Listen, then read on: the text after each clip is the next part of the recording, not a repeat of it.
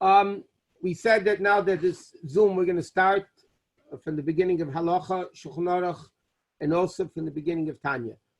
So before we actually start the beginning of Shulchan Aruch, I just want to give an introduction to a short introduction. You could talk about this for a long time, but I want to give an introduction to what the whole concept of halacha is. Now, why is halacha called halacha? You know, halacha in English is translated as the Jewish law. But the real definition of halacha is halicha, to go. Halicha actually means going from one place to the next. The uniqueness of a Jew over angels, over malachim, is the malachim are called eimdim because they stand in one place. And as Chassidus explains, even though they do go a little bit higher and higher, but it's gradual. So therefore they're called eimdim. They stand in one place. They never can grow with an infinite jumping. And the Neshama, a Jew, on the other hand, is called mahalech, as the pasuk says in the mahalchem beinaim de ma'ela. So a Jew is called mahalech, a goer. Now, how does a Jew go to connect himself to Hashem? That's through halacha. Through actually, halacha is, therefore, the halacha means the law, which means halicha, because when a Jew does what Hashem wants, then not only does the Jew go, but the Jew jumps from a much greater level of nivra, of creation, and becomes actually a bore. He becomes a partner with Hashem in creation. And therefore the halacha, as the Rebbe emphasized many times, the expression in Chazal that a Jew, by doing various things, becomes a shutef, LaKadosh Baruch Hu b'maaseh bereishis, becomes a partner with Hashem in creation, which that partner means they become an equal. Torah says partner means an equal. So therefore, in order for a Jew to really jump from a limited form of creation. I'm taking a Zoom class. What? And yeah, well, I was just trying to set the sound. I don't have the sound. I don't know why. You have to mute yourself. Alt and A. And anyway, so Jew can reach an infinitely greater level by the Jew actually doing halacha. I don't know who that is, but I don't know why I don't have the sound. Okay, but whoever it is, you gotta mute on my yourself. Computer, yeah. Please mute yourself. Okay, so now that's why it's called Shulchan Aruch. No, but I want to hear it, but I don't know why I'm not hearing it. Okay. I don't want, it says mute. I don't want. Okay, I'm sorry, but please, I can't. Okay, but Shulchan Aruch means it's actually a set table. That's what the definition of Shulchan Aruch is. Like Rashi says at the beginning of Parshas Mishpatim, that when Moshe Rabbeinu taught the Jews the Torah, or when anybody teaches somebody halacha, it has to be done in an extremely clear way. Like a Shulchan Aruch, that's a set table, everything is ready, you can just take what you want and eat it. Halacha has to be done in a way that everything is clear. In halacha, you have to be very clear, and therefore everybody cannot get mixed up, everybody will not have a misunderstanding. They need to understand the halacha the way it is. Now, when Hashem gave the Torah at Har Sinai, just to explain a little bit the evolution of halacha, which is very fundamental in Yiddishkeit. When Hashem gave the Torah to Moshe Rabbeinu at Har Sinai, he gave him two halves of Torah. He gave him Torah Shebiksav, which is the written Torah, which eventually represents the 24 books of Tanakh, of scriptures, plus he gave him what's called Torah Shebal Peh, the oral Torah. Everything was given to Moshe Rabbeinu at Har Sinai, the written Torah and the oral Torah. Initially, the written Torah was not allowed to be said orally, and the oral Torah was not allowed to be formally written. The halacha was you were able to write private notes for yourself in the oral Torah, but formal, official oral Torah was forbidden to be written. And therefore, how did it work from the time Hashem gave the Torah to Moshe Rabbeinu at Har Sinai? What happened was Hashem gave it orally to Moshe, and as we read in the beginning of Pirkei Avos, Moshe received the Torah, gave it to Yeshua to the Zkenim to the prophets to the men of the great assembly, and therefore the oral Torah was transmitted orally from generation to generation. In the time of Rabbi Yehuda HaNasi, who was known as Rabbi Yehuda HaNasi, who lived after the destruction of the Beis HaMikdash. He lived in Eretz Yisrael. He was an extremely, extremely wealthy man. The Chazal say it was Torah ugdula b'mokim echad. He had a vast amount of Torah knowledge and a vast amount of wealth.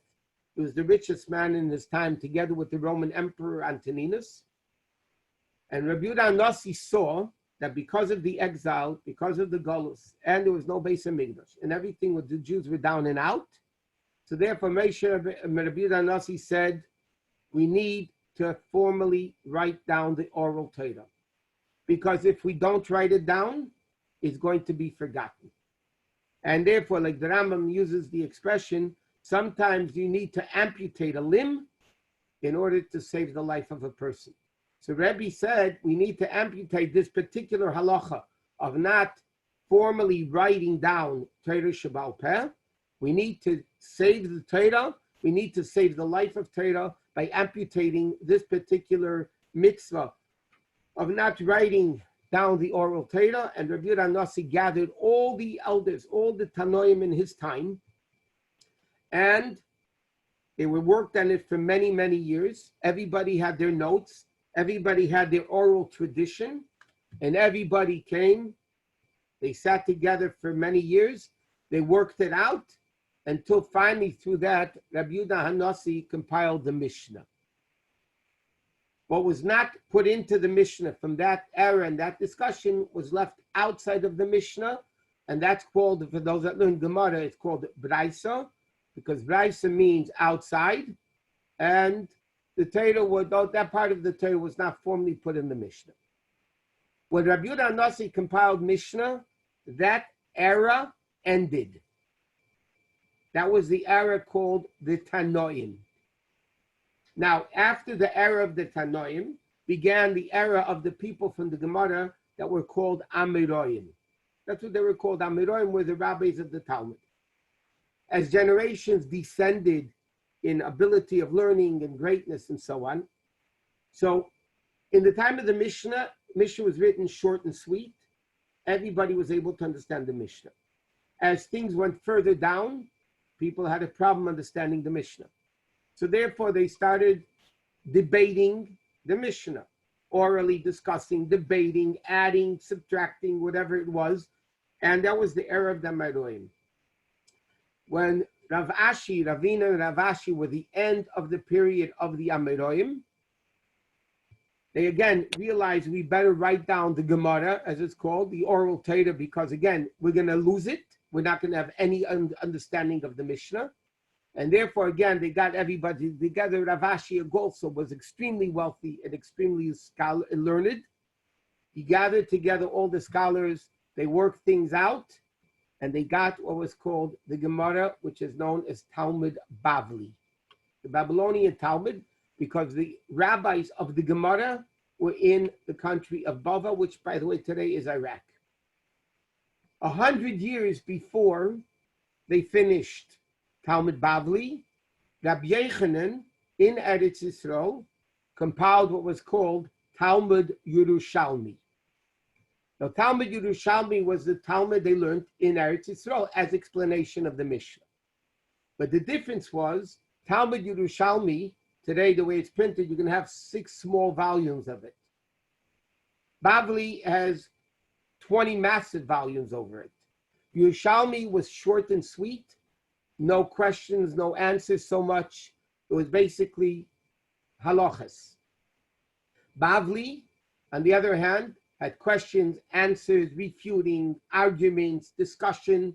So therefore, Bavli is much longer than Talmud Yerushalmi. In fact, as everybody knows with Daf HaYomi, it takes 7.5 years to learn through Talmud Bavli if you learn 2 sides a day, which is called a blat.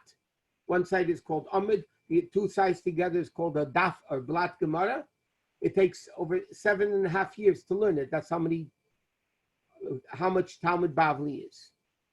Because of that, because Yerushalmi is very short and sweet without discussion, and Bavli is a lot of discussion. Therefore, the halacha is that when there's an argument between Talmud Bavli and Talmud Yerushalmi, the law is like Bavli. Why is the halacha like Talmud Bavli?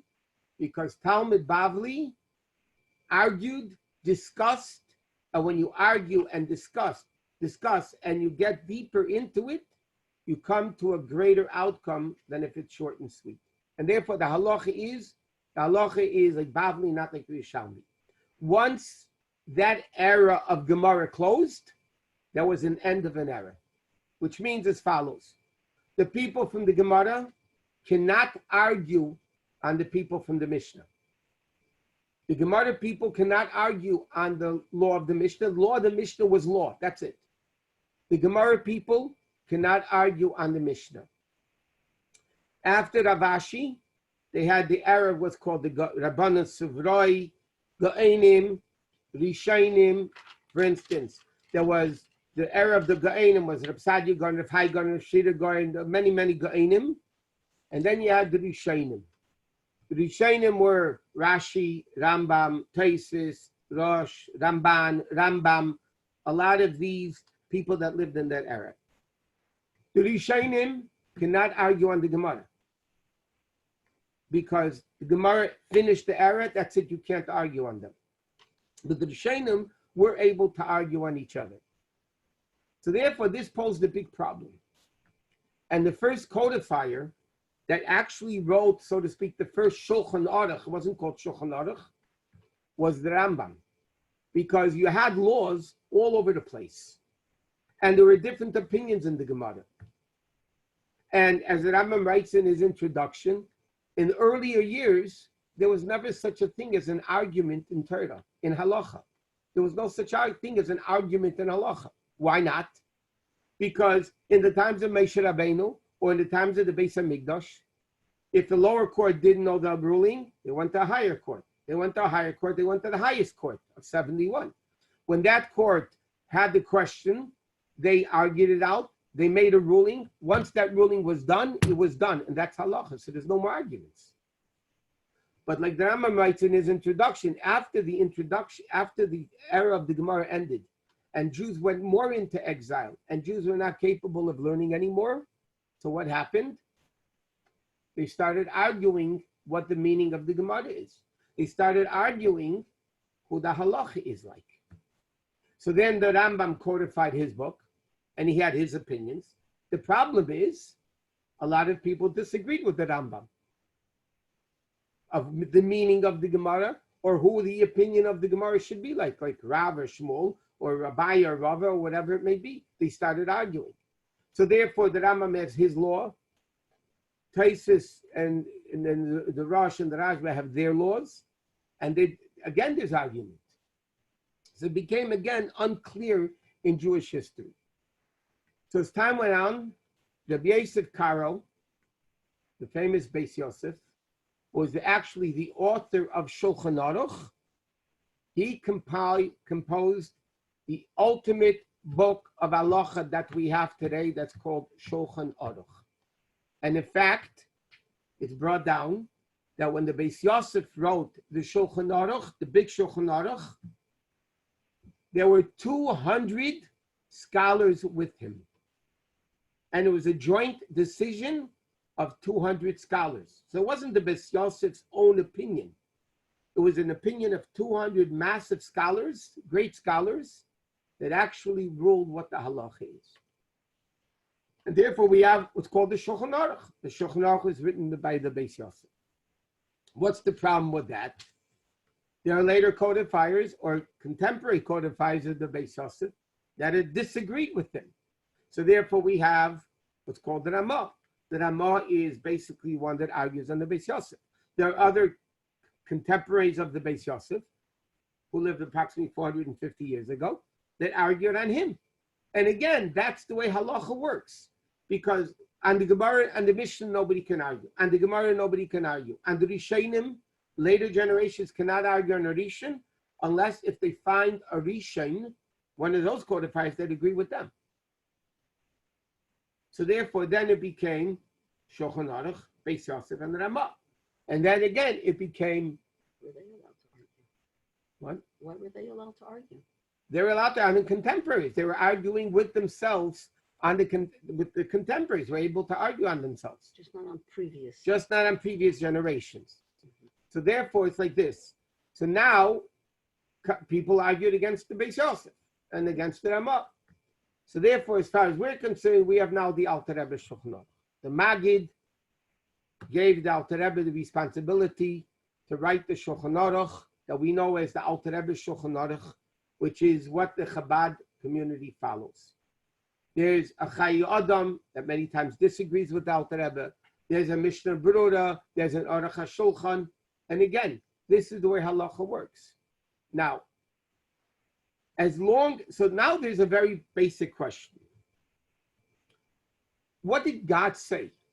Let's say there's an argument between the Rambam and Tosfos or Rashi or whatever, or for that matter, in the era of the Mishnah between two Tanoim and two Amoraim. And they're arguing. Now the question is, what did God say? Did God say it's allowed? Or did Hashem say it's not allowed? Which one is it? And it's a very big problem. If you think about it, a lot of people that criticize the whole evolution of halacha, they say, well, what did God say? Did God say, like Beis Hillel, that you're allowed to? Or did God say, like Beis Shammai, that you're not allowed to? What did God say? Did he say like Rambam, or did he say like Tosfos or Rashi or whoever else he may be? So the answer of this is really found in a Gemara. Okay, the Gemara tells a story that two rabbis of the Gemara were arguing in a certain halacha. One of the rabbis met Eliyahu Navi in the street. He said, Eliyahu Navi, Shalom Aleichem. What are they learning in the heavenly yeshiva? Hashem has a yeshiva in heaven. What are they learning? So Eliyahu Navi said to him, we're learning this and this halacha, which happened to be the halacha that both rabbis are arguing about. So the rabbi said, oh, great, now we're going to have a conclusion. Now we're going to know what the halacha is. So he says to Eliyahu Navi, no, what do they say in the heavenly court? So Eliyahu Navi said to him, in the heavenly court, they say, Rabbi so-and-so says this, and Rabbi so-and-so says this. So he asks Eliyahu Navi, is there a doubt by Hashem? How could that be? Do you have a doubt by Hashem? Does Hashem have a doubt? What do you mean Hashem says in his yeshiva, Rabbi so-and-so says this and Rabbi so-and-so says that? What does Hashem say? What's the halacha? And he answered the very profound statement, Elo va'elo divrei Elokim chayim.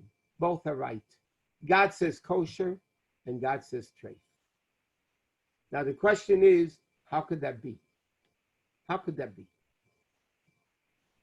So the answer is, the way it's explained in halacha, and especially in Chassidus, explains this concept very simply and very profoundly. You can look at something with a good eye, and you can look at something with a very strict eye. You can have chesed, and you can have gevura. You can have kindness, and you can have strictness, severity. For instance, the analogy the example which is given in Chassidus is, we find a pasuk at the end of Parsha Bereshis, when the people were very evil, and Hashem said, okay, I'm fed right before the flood. Hashem said, you know what? I'm going to destroy the world.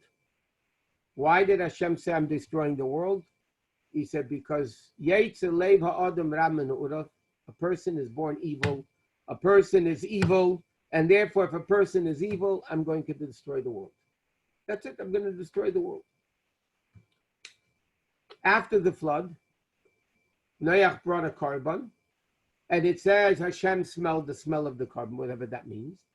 And Hashem said, I will not destroy the world anymore. Why?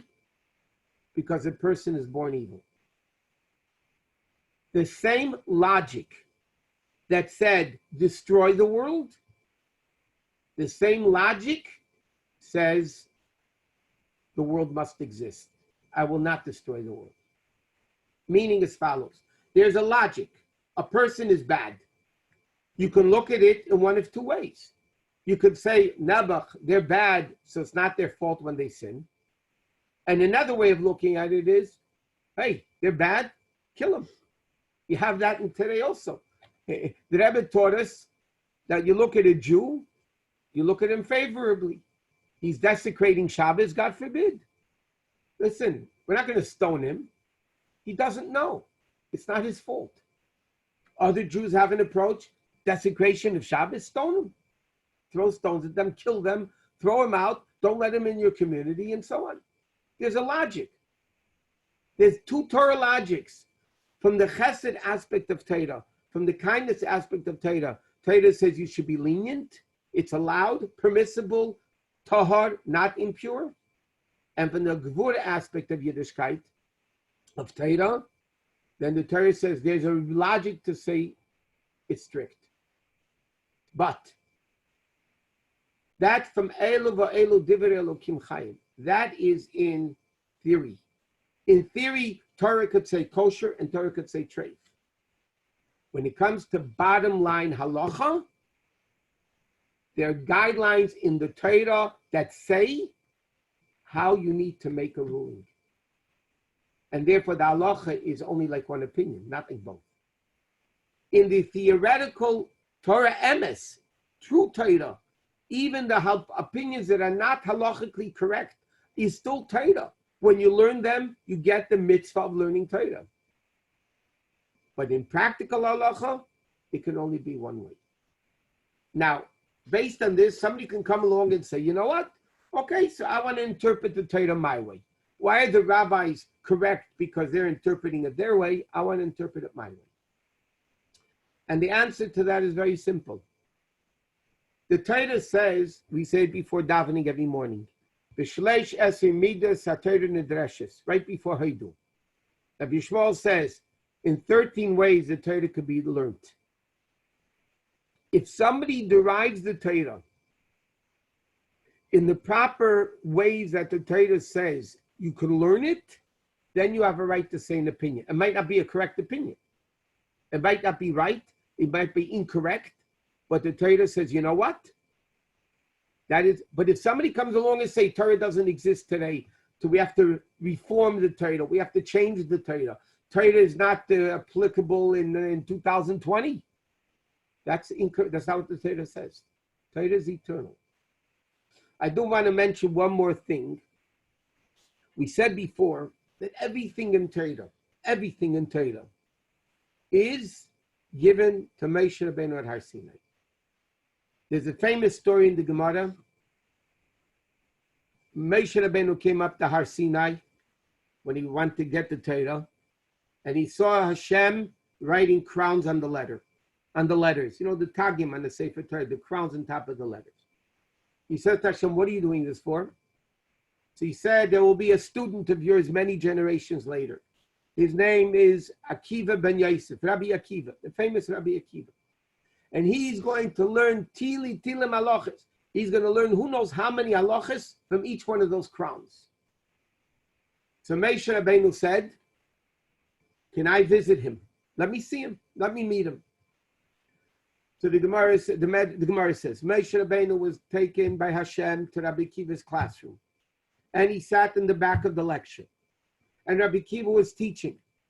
And Rabbi Akiva said halacha that Moshe Rabbeinu didn't know. So Moshe Rabbeinu, the Gemara says, felt bad. He was the one that got the Torah. How could the Rabbi Akiva teach something that he doesn't know? So the Gemara says, a student asked Rabbi Akiva, Rabbi, where do you know this halacha from? Where do you learn it out from? And he says, halacha l'Moshe miSinai. It was given to Moshe at Har Sinai. And the Gemara says, Moshe Rabbeinu felt better. So the question is, it doesn't make sense. He didn't know it. Was it given to Moshe Rabbeinu at Har Sinai? So why didn't Moshe Rabbeinu know it? So the answer is very simple. Moshe Rabbeinu and Har Sinai was told generalizations of Torah, general guidelines of Torah. When it comes into the application of Torah in details, that every Pesach, every Rav in his generation, by taking the guidelines that Torah says and applying them to our physical world today, we can learn from Moshe Rabbeinu's guidelines what the halakha is. For instance, Moshe Rabbeinu was not taught about electricity. Moshe Rabbeinu was not taught about Zoom. Moshe Rabbeinu was not talking about a person putting a man on the moon. Moshe Rabbeinu was not taught all the medical things. So the question is, so what do you mean it was all given to Moshe Rabbeinu at Har Sinai? But from guidelines Moshe Rabbeinu was given at Har Sinai, we can apply them to today's law. For instance, if Moshe Rabbeinu was taught you're not allowed to make a fire on Shabbos, le'sevaru eish, and if, which is, by the way, I'm not going into that now, it's a very complicated shaila. If electricity means creating a fire, then Hashem said to Moshe Rabbeinu, you can't do electricity on Shabbos because you're creating the fire. Other poskim want to say the reason why electrical things are forbidden on Shabbos is not because of a fire, but because you're closing a circuit. When you turn on a light and it closes the circuit, so that's called baina, that's called building, which is also forbidden on Shabbos. When the Torah tells us the definition of what death is, based on that, we can know if you're allowed to do a lot of transplants or not. Based on what the Torah says in these things, so everything was given to Moshe Rabbeinu at Har Sinai. It has to be derived in a particular way. Okay, we're going to leave it, this part of the halacha. Are there any questions? If you have any questions, please unmute yourself, and then we'll move on to Tanya.